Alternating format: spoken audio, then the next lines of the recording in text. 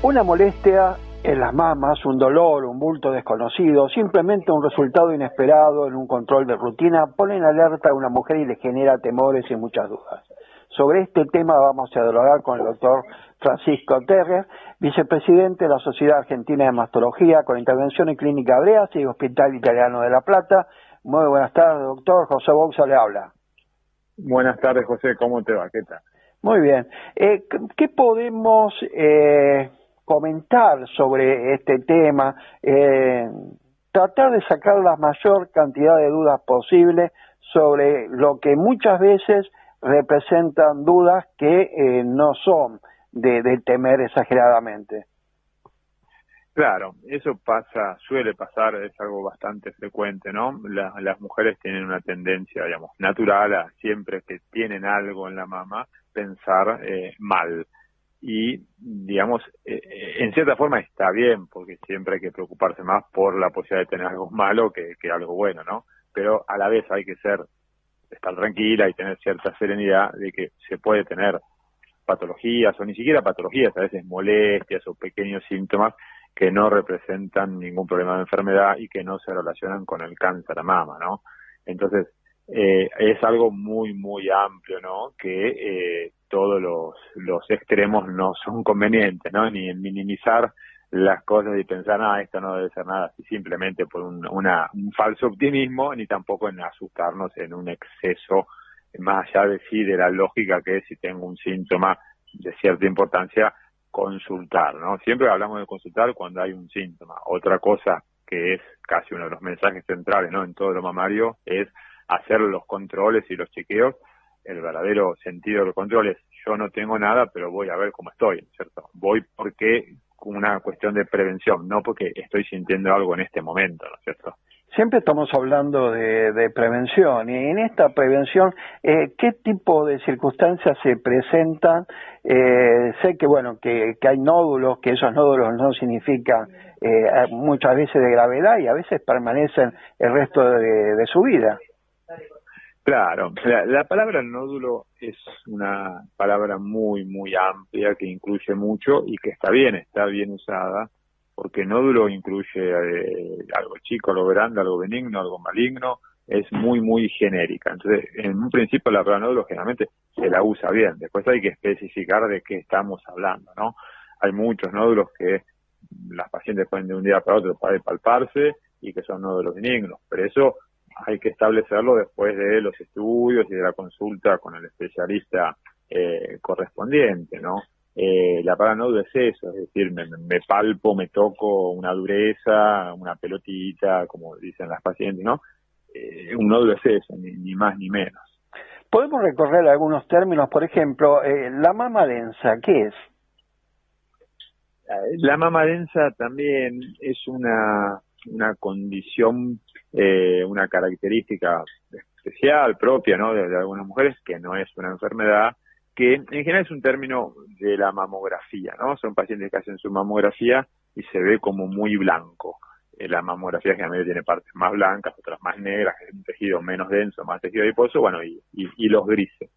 Las pacientes jóvenes, sobre todo, en etapas durante las menstruaciones, ¿no? Previas a la menopausia, la mama es muy blanca, muy densa. Eso se sabe que tiene una ligera relación, no es algo así muy alto, una ligera relación con un poco más de posibilidad de tener cáncer de mama, no se conoce todavía la causa.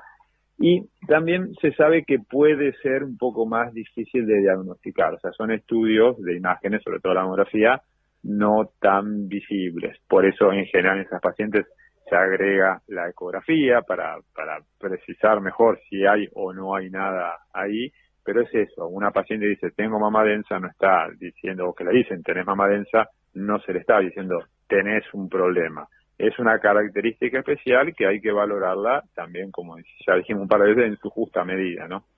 ¿Y la mastitis? La mastitis es también una patología así totalmente benigna, ¿no? Que son infecciones en la mama, ¿no? La palabra mastitis es una infección en la mama. No reviste gravedad, nunca se relaciona con el cáncer de mama. puede ser, digamos, importante en ese momento, y de hecho lo es, ¿no? Solucionarlo para que no progrese, para que una infección no avance, no se transforme en un absceso, no se coleccione, no se junte pus, después hay que hacer un drenaje para sacarlo, pero en general se soluciona con tratamiento médico, básicamente centrado en antibióticos. Y tiene dos grupos grandes, ¿no? Que son las mastitis de la lactancia, pacientes que están amamantando y que se produce mastitis, donde es de una cierta importancia, y la mastitis fuera de lactancia, en pacientes que no han amamantado a lo mejor nunca, ni tampoco recientemente, existe la mastitis de menor frecuencia, pero se soluciona de la misma manera, ¿no? Casi siempre con la toma de un antibiótico oral, por boca. Hay otro término bastante conocido, pero no del todo conocido para el paciente, sino que se lo nombra mucho, que es la displasia mamaria. Sí, exacto. Es un término muy, muy difundido, súper difundido, ¿no? Que por ahí no podemos cambiarlo porque es el que se usa y, bueno, no lo cambia así de golpe. La palabra displasia verdaderamente es un diagnóstico, un término más específico que usan los patólogos para algunos cambios en la célula, pero en general en el uso así cotidiano de las pacientes, ¿no? De las mujeres, lo mismo, no es una enfermedad, es una característica especial de algunas mujeres, sobre todo en las mujeres en edad fértil, ¿no? O sea, en su etapa de ciclos menstruales, 20, 30 años, un poco más, ¿no? Que son las típicas pacientes que todos los meses previo a la menstruación, 3, 4 días antes, sienten la mama muy tensa, muy inflamada, muy dolorosa o molesta, y tiene esa periodicidad mensual que es incómoda, origina disconfort, pero no es más que eso, ¿no? O sea, no hay que minimizarlo porque es incómodo, hay que charlarlo con las pacientes, ver cuáles son las posibles medidas, pero sí dejarlas tranquilas que no es una enfermedad, no es una patología y no se relaciona con el cáncer de mama también. Estas patologías, estas circunstancias mamarias que hemos hablado en estos minutos, ¿cuál es la más presente en consultorio? El nódulo, digamos, en pacientes que hablamos de que, como se dice, de que tienen algo, ¿no? Muchas veces la paciente tengo una molestia, tengo una tensión premenstrual, como hablábamos recién, ¿no? De displasia, pero como patología, en general, es el nódulo. Siempre aclarando, como habíamos dicho cuando hablamos de nódulo, que hay muchísimos nódulos que son benignos, o sea, no es nada en el sentido de relacionarlo con el cáncer de mama. Sí es un problema, entre comillas, benigno, que por supuesto tiene solución, como por suerte, que en definitiva todo esto apunta atrás de eso, los nódulos malignos también tienen solución, ¿no? Por supuesto que es una solución un poco más importante que la del benigno, ¿no? La del maligno, pero en definitiva, cuando se habla de mama y terminamos invariablemente hablando de cáncer mama, es importante no asustarse en exceso por lo benigno, darle la solución que corresponde y estar tranquilo, pero a la vez controlado y sabiendo que los malignos, sobre todo diagnosticados en etapa bien temprana, bien rápidamente, también le podemos dar una solución, ¿no? ¿En qué edad se presenta usualmente más problemático? O digamos, ¿en qué edad el cáncer de mama representa, más allá de lo que es la prevención, un cuidado especial? La edad típica en la que invariablemente se habla de que hay que empezar los controles para el cáncer de mama es, históricamente siempre fue a partir de los 40 años, ¿no? A partir de los 40 años la incidencia, o sea, los números de cáncer de mama van aumentando.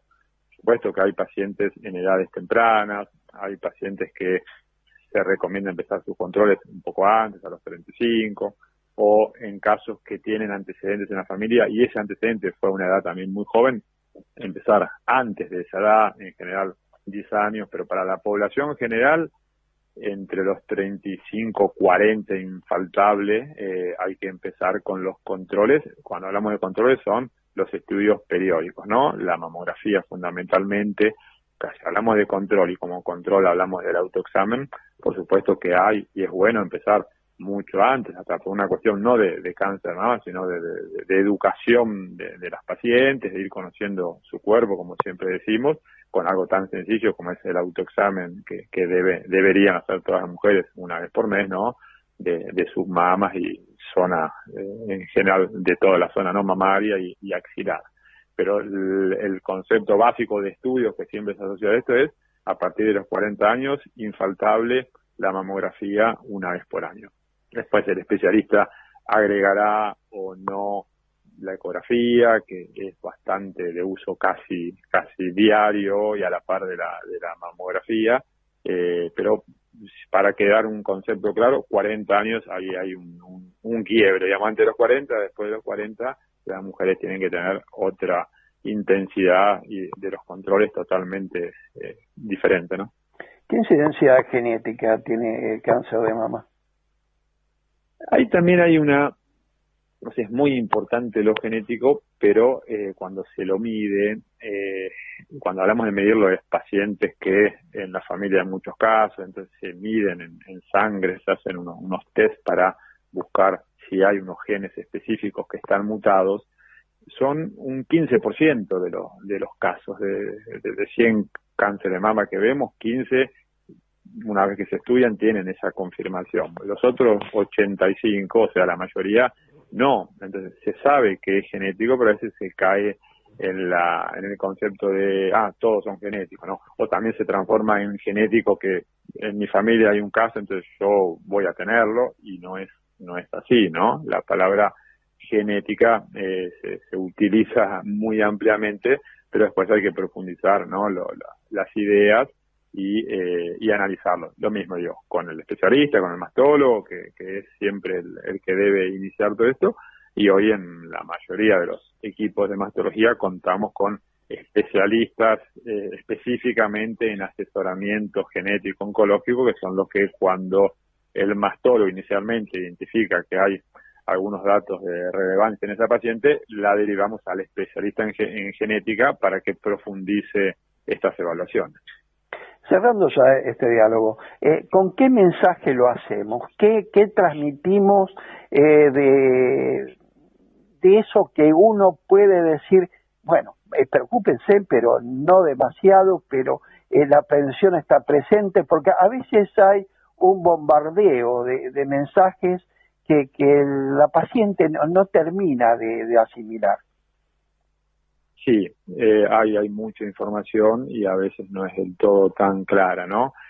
Pues hoy estuvimos hablando más que nada de patologías benignas, entonces decir a las pacientes, hay muchas patologías benignas que no las tienen que asustar, no es tampoco entonces minimizar y pensar que siempre todo es benigno, porque todas las campañas en general, ¿no? Y en los meses de octubre, cuando más se difunde, piensan en el cáncer de mama. Siempre preferir una consulta de más que de menos, pues aparte de las patologías benignas también pueden requerir una solución que el mastólogo es el especialista, ¿no? Indicado para darla.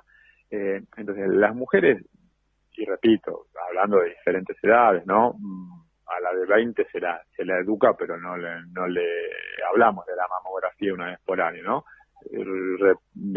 Repitamos, ¿no? De los 35, 40 en adelante, el control, porque en realidad cuando hablamos de síntomas, lo central en el cáncer de mama sería encontrarlo cuando no hay síntomas. Por eso hablamos verdaderamente de controles. No tengo nada, pero vamos a ver cómo está mi salud. Y a lo mejor la paciente que no tiene nada y que incluso no tiene nada en la revisación del médico, sí tiene un nódulo que lo ve la mamografía.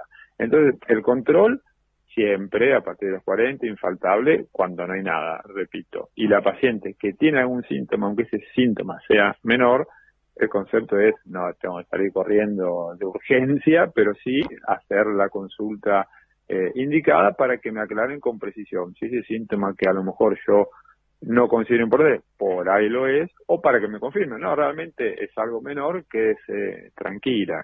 La educación y la consulta con el médico es, me parece, lo central en todo esto. Doctor Francisco Terrer, muchísimas gracias y hasta la próxima oportunidad que podamos seguir avanzando con estos temas en prevención. Cuando haga falta. Muchas gracias a ustedes. Gracias, muy buenas tardes.